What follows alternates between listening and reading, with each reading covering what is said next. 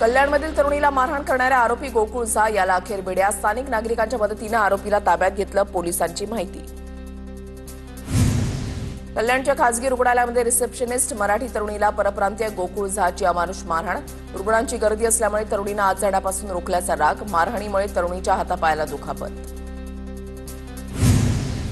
कल्याणमधील पीडित तरुणीची मनसेनेते अविनाश जाधवांनी घेतली भेट. त्याला आम्ही धडा शिकवणार, जाधवांचा इशारा. उपचाराची जबाबदारी घेतली.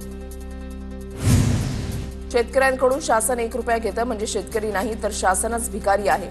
स्पष्टीकरण देताना कृषी मंत्री माणिकराव कोकाटेंची गल्लत. मंत्र्यांनी अशी वक्तव्य करणं चुकीची. महाराष्ट्राची अर्थव्यवस्था अत्यंत उत्तम. कोकाटेंचे शासन भिकारी असल्याच्या वक्तव्यानंतर फडणवीसांची कोकाटेंना तंबी. माणिकराव कोकाटे असं बोलले असतील तर त्यांनी असं बोलू नये. कोकाटेंच्या शासनच भिकारी असल्याच्या वक्तव्यावर उपमुख्यमंत्री शिंदेंची प्रतिक्रिया. तर कोकाटेंच्या राजीनाम्यावर अजित पवार निर्णय घेतील, एकनाथ शिंदेंचं वक्तव्य. सरकारला भिकारी म्हणणं असंवेदनशीलतेचा कहर. टीका करत सुप्रिया सुळेंकडून कृषी मंत्र्यांच्या राजीनाम्याची मागणी. कोणत्याही परिस्थितीमध्ये कृषी मंत्र्यांचा राजीनामा घ्यावाच लागेल. फडणवीस आणि अजित पवारांनी वाढदिवसाच्या निमित्तानं कोकाटेंच्या राजीनाम्याची भेट शेतकऱ्यांना द्यावी. संजय राऊतांची आक्रमक मागणी. कोकाटेंना समज देण्यापलीकडे काहीच कारवाई होत नाही. कोकाटेंना मंत्रिमंडळातून ताबडतोब हाकलून द्या. राजू शेट्टी यांची मागणी. मुख्यमंत्री हतबल झालेत. मंत्री काय करतात, आमदार काय करतात, पण मुख्यमंत्र्यांना काहीच करता येत नाही. अंबादास दानवेंचा निशाणा. कुणी मला मारलं तर मी लगेच मराठी बोलू शकणार आहे का? राज्यपाल सीपी राधाकृष्णन यांच्या विधानानं नव्या वादाची चिन्ह. तर राज्यपालांनी राष्ट्रीय वक्तव्य करणं योग्य नाही. आदित्य ठाकरेंची टीका. राज्यपालांनी मराठीत बोललं पाहिजे. वर्षानुवर्ष महाराष्ट्रामध्ये राहणाऱ्या परप्रांतीयांनी मराठी शिकलीच पाहिजे. मनसेनेते बाळा नांदगावकरांचं वक्तव्य. शरद पवारांच्या राष्ट्रवादीची पुण्यामध्ये 3 दिवसीय आढावा बैठक. नवे प्रदेशाध्यक्ष शशिकांत शिंदे यांच्या उपस्थितीमध्ये बैठक होणार. पक्षाच्या सर्व फ्रंटल सेलची बैठक. आगामी 3 दिवसांमध्ये पुण्यामध्ये बैठक. इस्लामपूरचं नाव बदलल्यानं काही लोकांची झोप उडाली. जे हिंदू विरोधी भूमिका घेतील त्यांना यापुढे ठेचून काढलं जाईल. गोपीचंद पडळकर यांची प्रतिक्रिया. खासदार तटकरे आणि रमेश पाटलांची कथित ऑडिओ क्लिप व्हायरल. सूरज चव्हाणला घाडगेनं मारहाण करायला लावली का, असा सवाल रमेश पाटलांचा. तर अशा गोष्टी मी कधी करत नाही, तटकरेंचं उत्तर. नंदुरबारच्या अक्कलकुवा मदरशामध्ये 700 कोटींचा भ्रष्टाचार. दिल्लीला जाऊन इन्व्हेस्टिगेटिव्ह एजन्सीना माहिती देणार. भाजप नेते किरीट सोमय्या यांची माहिती. नांदेडमध्ये ठाकरे शिवसेनेचे संपर्क प्रमुख बबन थोरात यांच्या फोटोला काळं फासलं. बबन थोरात आणि बंडू खेडकरांच्या वादानंतर नांदेडमध्ये पडसाद. ठाकरेंच्या मेळाव्याच्या अनुषंगानं शहरामध्ये लावण्यात आले होते बॅनर. जगदीप धनखड यांचा राजीनामा राष्ट्रपतींनी स्वीकारला. राष्ट्रपती द्रौपदी मुर्मू यांनी धनखडांचा राजीनामा स्वीकारला.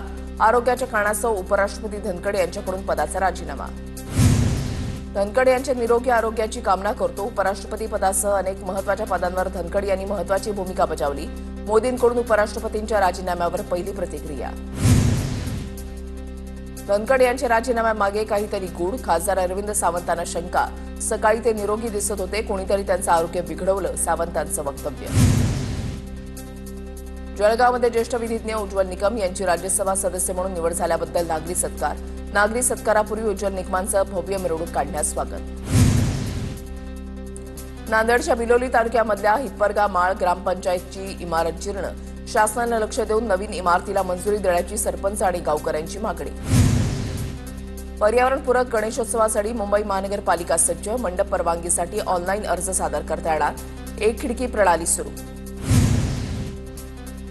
मुंबईतील 7ही मलजल प्रक्रिया केंद्रांच्या उभारणीला वेग. 17,000 कोटी रुपये खर्चून प्रक्रिया केंद्रांची उभारणी होणार. दररोज 2,464 दशलक्ष लिटर मलमजावर प्रक्रिया केली जाणार.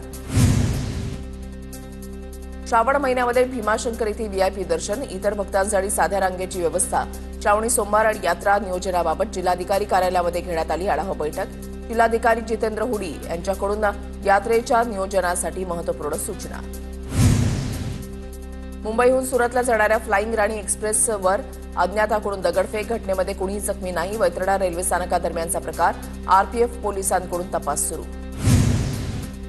नांदेड जिल्हा बँकेच्या उपाध्यक्षपदी काँग्रेसचे हनुमंतराव बेटमोगरेकर.